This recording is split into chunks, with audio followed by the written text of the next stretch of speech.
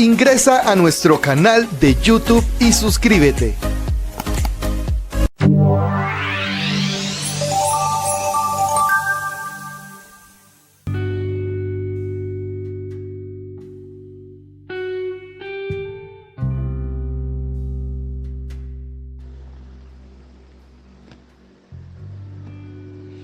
Muy buenos días, hermanos y hermanas, amigos y amigas. Que las ricas bendiciones de Dios pueda colmar tu corazón. Este es el programa, el estudio, análisis y comentario de la lección de escuela sabática de cada día, de cada semana. Hoy es viernes 17 de mayo del año 2024. Este servidor que te dirige la palabra es Javier Segura. La lección número 7 que estamos estudiando se titula Motivados por la esperanza. Para memorizar, en ese día se dirá, este es nuestro Dios, lo hemos esperado y Él nos salvará. Este es el Señor a quien hemos esperado, nos gozaremos y nos alegraremos en su salvación. Isaías 25:9. Oramos a Dios para dar inicio a nuestro estudio. Bondadoso Dios y Padre Celestial, alabanza y adoración sean dadas a ti. Gloria, oh Señor, a tu gran bondad y compasión. Gloria a tu gran compasión, oh Dios, a la obra bendita de Cristo y el ministerio del Espíritu Santo en nuestros corazones. Gracias, oh Dios, porque no nos has desamparado, sino que nos extiendes tus brazos compasivos para sostenernos y llevarnos hasta el final y de allí hasta la eternidad. Bendito sea tu nombre por los méritos de Jesús. Amén. Nuestros amigos y amigas, hermanos y hermanas, la lección número 7 para este viernes 17 de mayo nos trae el estudio para estudiar y meditar y preguntas para dialogar. Hemos visto en esta semana cómo el estudio de Daniel llevó a William Miller, o como lo conocemos en español o castellano, Guillermo Miller, a encabezar un movimiento reavivador y reformador dentro de las iglesias cristianas protestantes que se destacó en América del Norte. José Wolf en América, o mejor dicho, en Europa, Asia, África, y entre otros muchos que se destacaron. Pero nos hemos concentrado en esta semana a ver a William Miller y cómo al descubrir las profecías se hizo todo un cuadro que explica una gráfica explicativa de los 2300 días, es decir, años, 2300 años, que tuvo su comienzo cuando salió la orden para restaurar Jerusalén, que hemos visto que está en Esdras capítulo 7, versículo 1 en adelante, pero sobre todo en el versículo 7, para ser más preciso en adelante. Y allí vimos cómo los 2300 días, si le restamos o lo comenzamos desde el año 457, le restamos los 2300 días, 457 nos va a dar el año 1843. Y como hemos pasado de los años de la edad antes de Cristo a los años después de Cristo, se agrega un año. De modo que llegamos al año de 1844. Al final de esos 2300 días, es decir, en 1844, el santuario sería purificado, como dice Daniel 8, 13 y 14. Y hemos visto que esta profecía es paralela a Daniel capítulo 7 en todos sus aspectos. Y cuando habla Daniel 7 de juicio en el capítulo 8, que es paralelo a este 7 en todas sus partes, cuando llega la hora de ese periodo, entonces le llama la purificación del santuario. De modo que el juicio investigador, es decir, el juicio previo que se realiza allí delante del anciano de días, es equivalente a la purificación del santuario.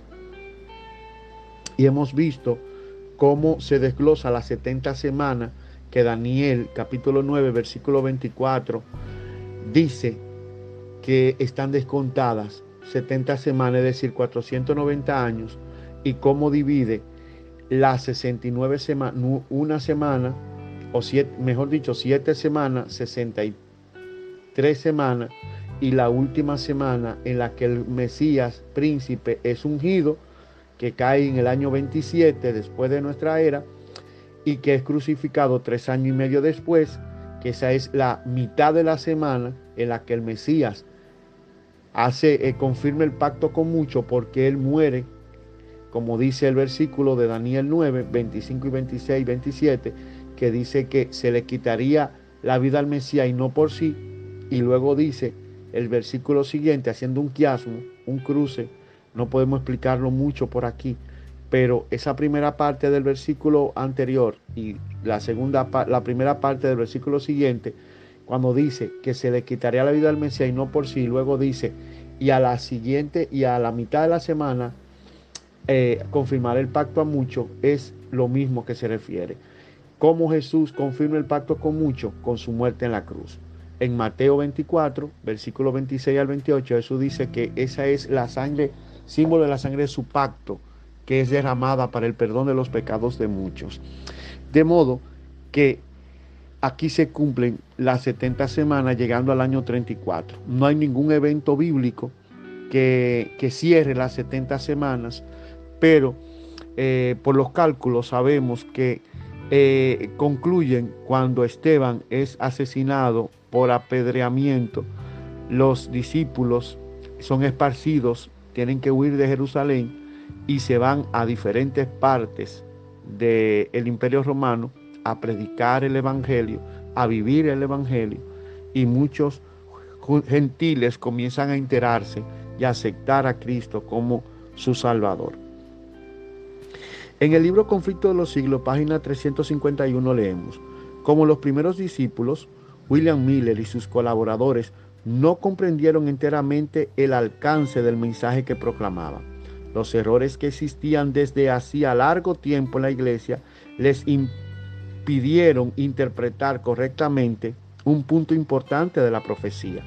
Es por eso, si bien proclamaron el mensaje que Dios le había confiado para que lo diesen al mundo, sufrieron un desengaño debido a un falso concepto de su significado. Esto en cuanto al significado del santuario. Como dice Daniel 8:14, y el santuario será purificado, ellos entendieron que la tierra es el santuario o alguna parte de ella. De modo que ellos entendieron que purificar el santuario era venir a la tierra en 1844. El próximo fragmento está en el mismo libro, El Conflicto de los Siglos, pero ahora en la página 352. Leemos: sin embargo, Dios cumplió su propósito benéfico al permitir que la advertencia del juicio fuese proclamada precisamente como lo fue. El gran día era inminente y en la providencia de Dios el pueblo fue probado tocante a un tiempo definido, con el fin de revelarles lo que había en sus corazones. El mensaje tenía por objetivo probar y purificar la iglesia. Los hombres debían ser inducidos a ver por sí mismos sus afectos, si sus afectos estaban puestos en las cosas de este mundo o en Cristo y el cielo. Ellos profesaban amar al Salvador, ahora debían probar su amor. Estarían dispuestos a renunciar a sus esperanzas y ambiciones mundanales y dar la bienvenida con gozo al advenimiento de su Señor. El mensaje tenía por objetivo capacitarlos para discernir su verdadero estado espiritual. Fue enviado misericordiosamente para despertarlos con el fin de que buscasen al Señor con arrepentimiento y humillación. Fin de la cita. El mensaje adventista del movimiento adventista millerista, que no es la iglesia adventista del séptimo día, sino su antecesor y precursor, fue un movimiento interdenominacional. Allí participaron creyentes de todas las iglesias, todos respondían al mensaje de que había llegado la hora de su juicio y procedían a arrepentirse.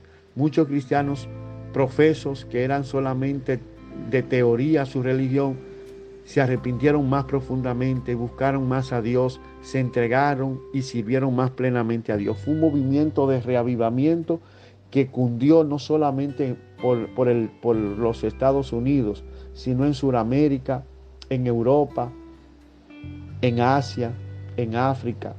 Fue un movimiento mundial.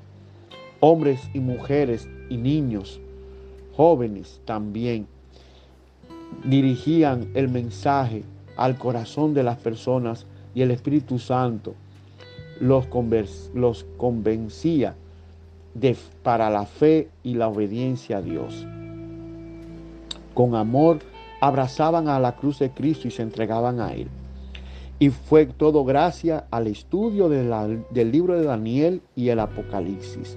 Allí encontraron ellos la esperanza bendita de que Cristo habría de venir a la tierra. Y aunque ese no era el hecho real que iba a suceder, sino que Jesús empezaba la segunda fase de su labor ministerial, intercesora, como sumo sacerdote, abogado y mediador por su pueblo, la obra resultó igual. Todos los que profesaban servir a Dios fueron probados.